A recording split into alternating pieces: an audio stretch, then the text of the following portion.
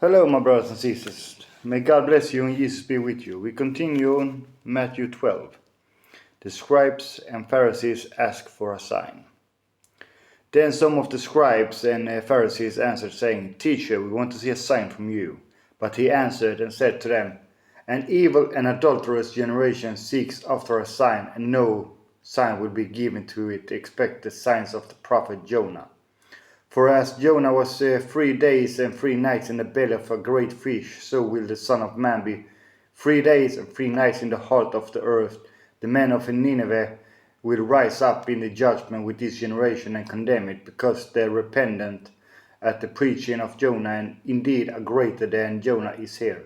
The queen of the south will rise up in the judgment with this generation and condemn it, for she came from the ends of the earth, heard the wisdom of Solomon, and indeed a greater than Solomon is here. An unclean spirit returns. When an unclean spirit goes out of a man, he goes through dry places, seeking rest, and finds none. Then he says, I will return to my house from which I came. And when he comes, he finds it empty, swept, and put it in order. Then he goes and takes with him 7 other spirits more wicked than himself, and they enter and dwell there. And the last state of that man is worse than the first. So shall it also be with this wicked generation. Jesus' mother and brothers sent for him. Now is Matthew 12-13. While he was still talking to the multitudes, behold, his mother and brothers stood outside, seeking to speak with him. Then one said to him, Look, your mother and your brothers are standing outside, seeking to speak with you. But he answered and said to the one who told him, Who is my mother, and who are my brothers? And he stretched out his hand toward his disciples and said, Here are my mother and my brothers. For whoever does the will of my Father in heaven is my brother and sister and mother. The parable of the sower.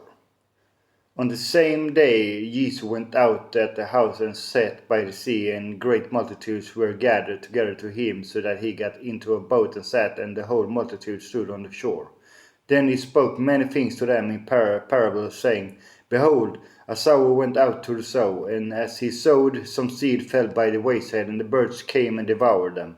Some fell on the stony places, where they did not have much earth, and they immediately sprang up, because they had no depth of earth. But when the sun was up, they were scorched, and because they had no root, they withered away. And some fell among thorns, and the thorns sprang up and choked them. But the others fell on good ground, and yielded a crop, some of 100-fold, some 60, some 30.